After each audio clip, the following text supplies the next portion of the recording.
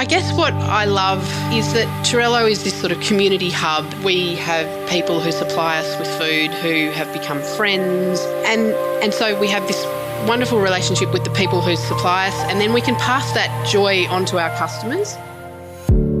This is The Producers. I'm Dani Valent.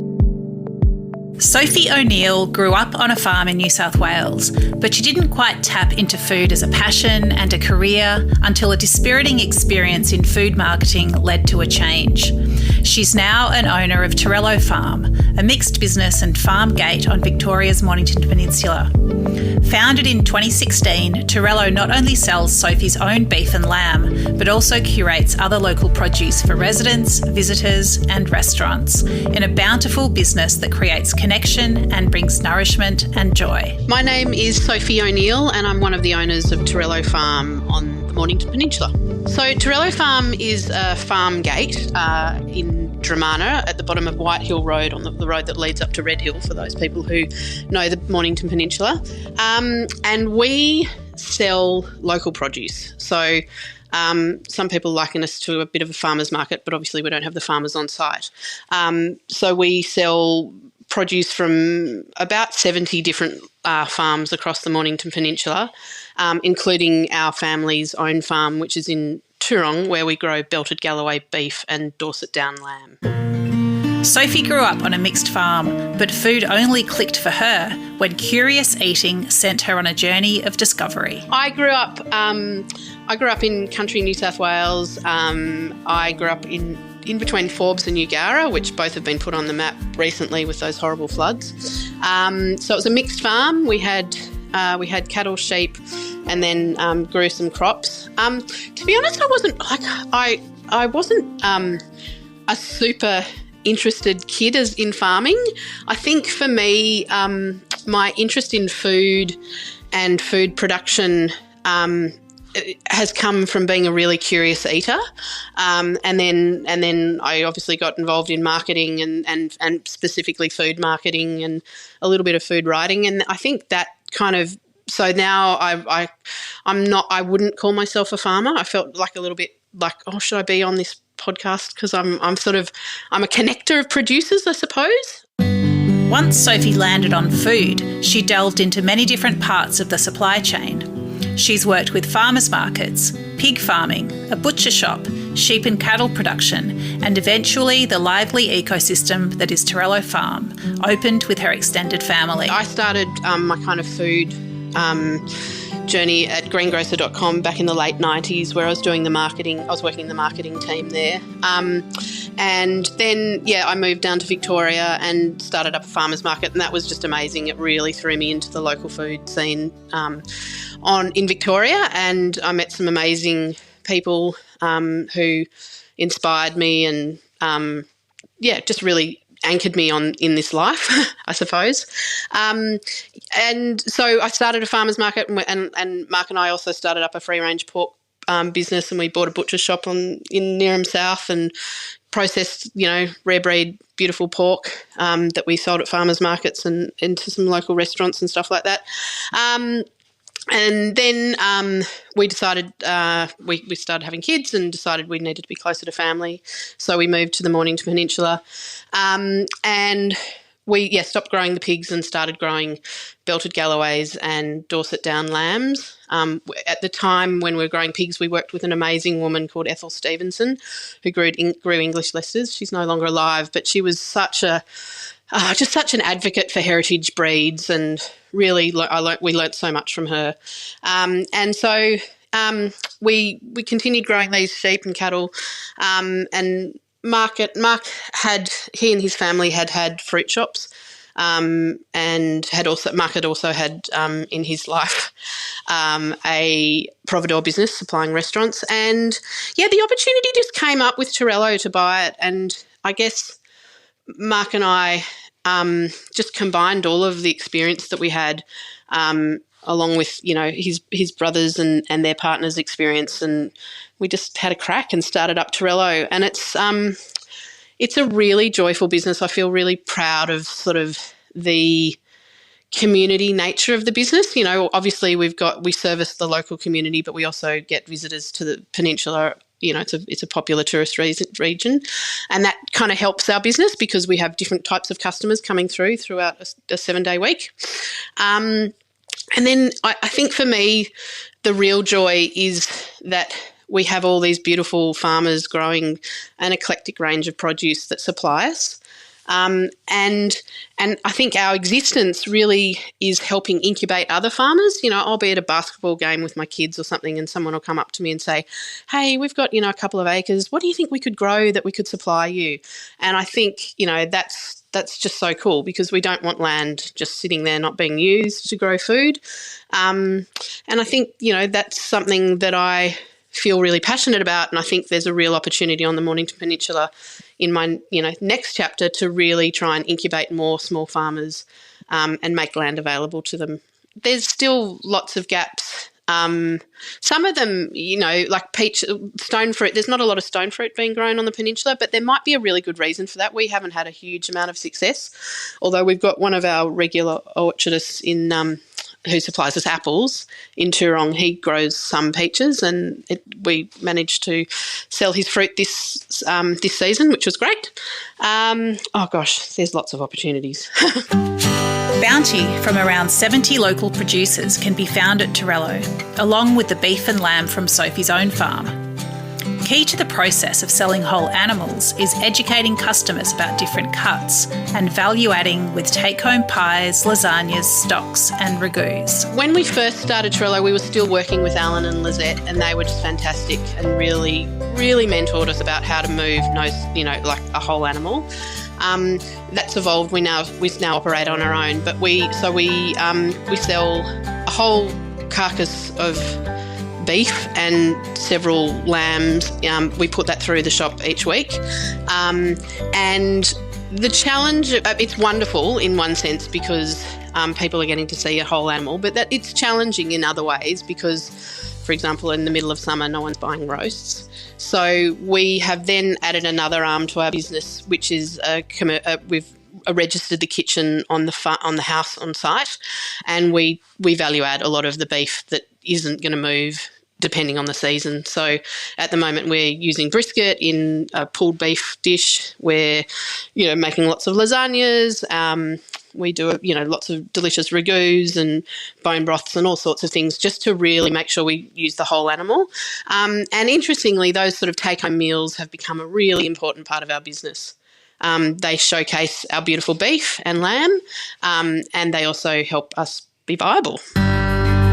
Sophie and Mark's belted Galloway beef is entirely grass-fed and grown out to 2 or 3 years. Changing mindsets around whole animal eating has been a big part of making beef work for them. Offering Denver steak, Merlot steak, Pope's-eye and other lesser-known cuts is all part of making farming ethical and viable. So our beef is, if I use our beef as an example, our beef is grown, it's 100% grass-fed.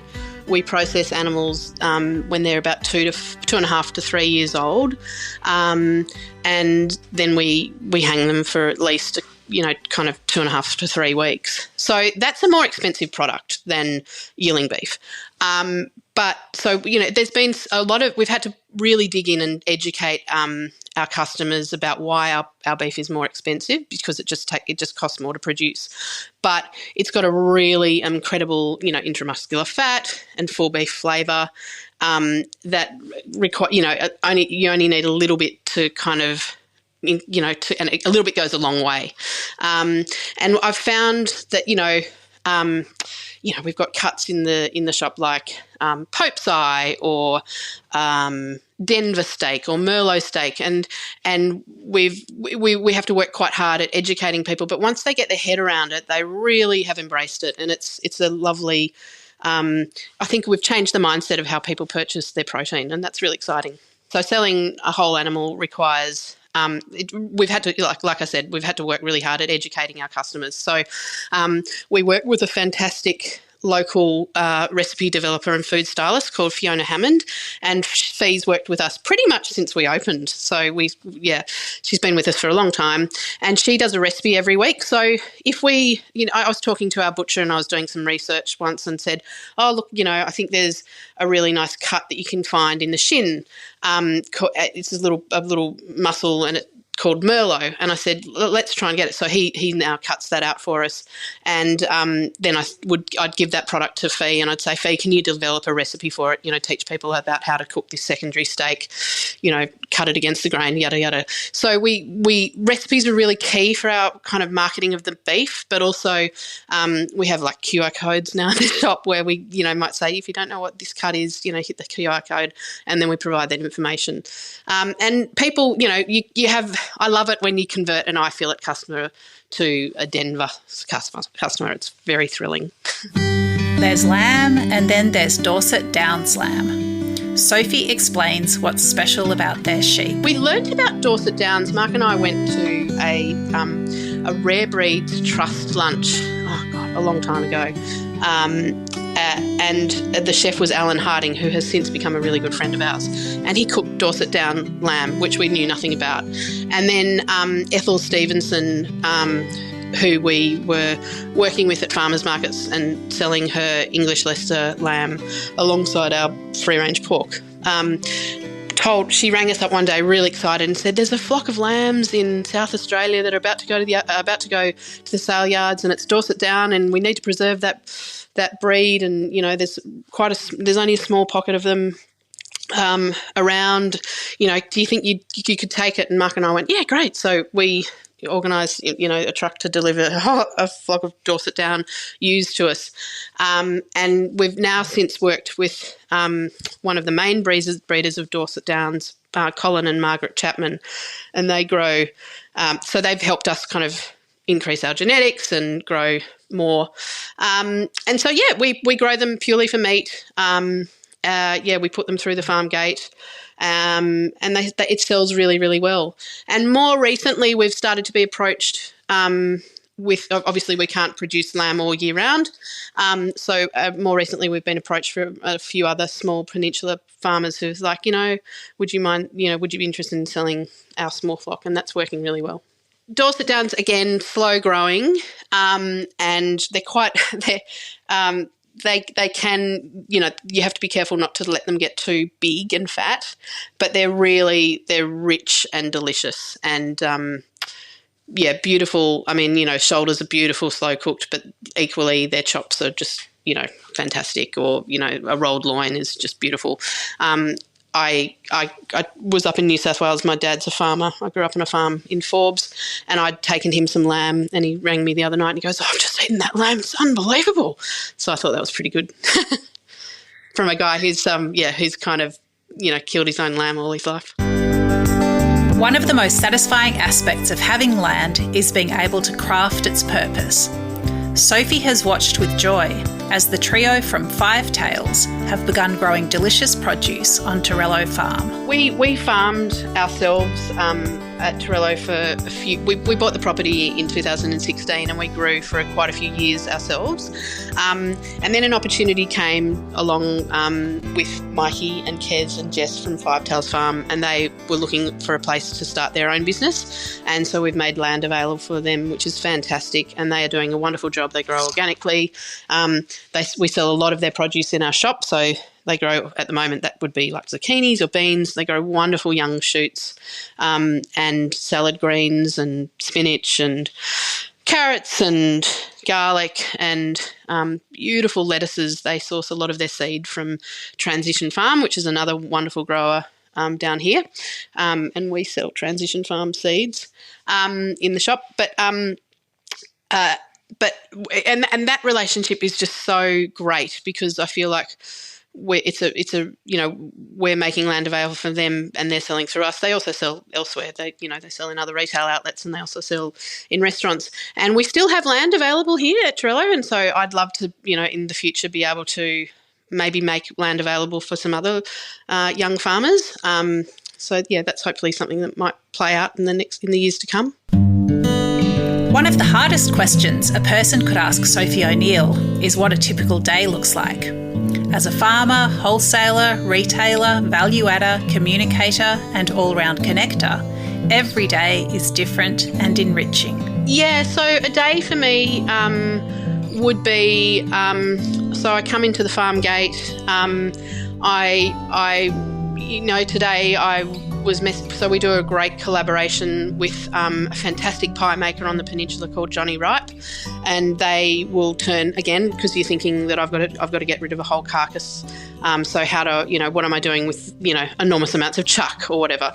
And so we work with a local pie producer, and I'll be like, okay, what pie are we going to do this week? Looking at that. Then it might be working with one of the team and looking at our bread sales. We are blessed to have Jason Cotter and Emma Hick in Toorong who grow heritage wheat, and they bake amazing bread, and so do a couple of other bakeries use their flour, and so we sell their bread. And so it's like, it's just always tweaking our offering, making sure that it's hitting the right mark, and then seeking opportunities.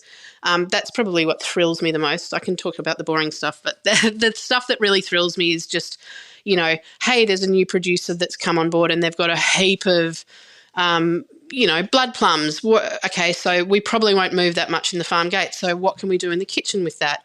Or, we've just launched a wholesale side to our business. So can we think of a restaurant that might be interested in that product? And that's probably the really exciting stuff.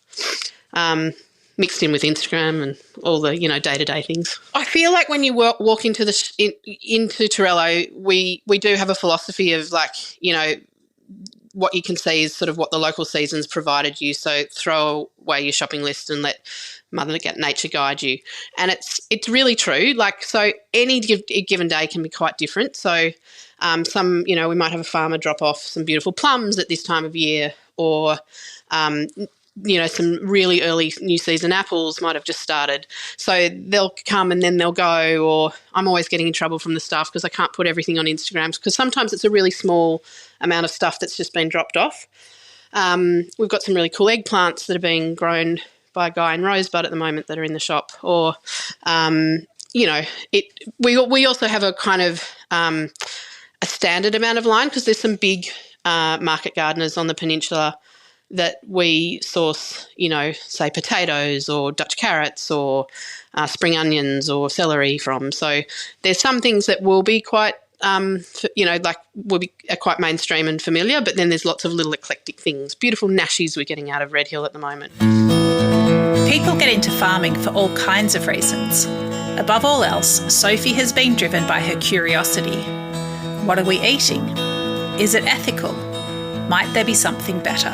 Being a curious eater, I think we, if I think about why we got into free-range pork, Mark's family always made salami, and one day he was like, I just don't think we're using the best pork that we possibly could. And so that led us to talking to Christine Ross, who was growing large black pigs, and we went, oh, this is so much better. And then, you suddenly go, wait a minute, this is really much better. So what about the beef I'm eating? It could be so much better. And then, you go travelling and you go to the UK and you look at the beef that's being, I remember being at the Borough Market and looking at the beef there and going, why is your beef so different to what I can see, in my life in Australia at the time?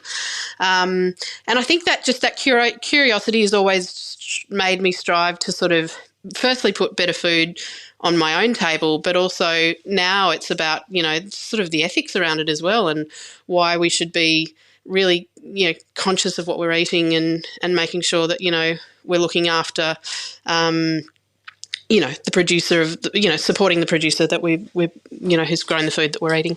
I think one of the things I've really noticed about Torello is that we're really in an amazing location. We have, we're only an hour from Melbourne, so we have access to those markets. Like I said, weekends can be really busy with a very different clientele to what we see during the week, but we're really beautifully supported by a very discerning crowd of locals that thankfully to COVID that really harnessed that those customers for us, and people who care about their food, who want to support the community of growers around them. I worry that, I think about, could you put Torello in a different place? And I'm not sure. And I think that's the challenge for some small growers, in more remote areas, is how they find those markets, particularly if it's a really perishable product. There's some incredibly clever small producers out there that are doing wonderful things and getting around that. But I think that that's probably one of the bigger challenges for small producers, is just finding that right market and then getting the distribution. Every day is different. Every day is busy. What is it that Sophie O'Neil loves about what she does? I guess what I love is that Torello is this sort of community hub, and we have people who supply us with food who have become friends, like the team at Yoki Doki Eggs, who grow amazing pasteurised eggs up in Main Ridge, have become really good friends of ours. They've been supplying us for years, since they began. And so we have this wonderful relationship with the people who supply us, and then we can pass that joy on to our customers.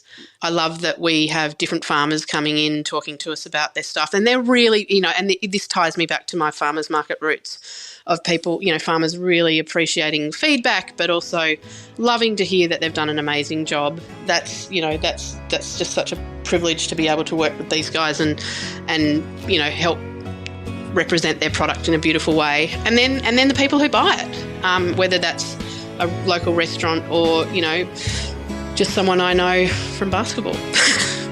Torello Farm is a vibrant, practical showcase of local seasonal eating. Sophie's energy, passion and commitment is expressed in a joyful destination store that celebrates the Mornington Peninsula and embodies a connected style of farming, cooking, eating and enjoying.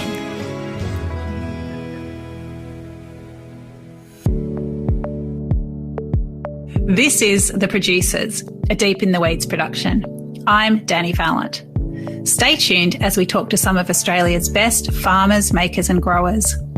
Follow us on Instagram at Producers Podcast or contact us via deepintheweeds.com.au.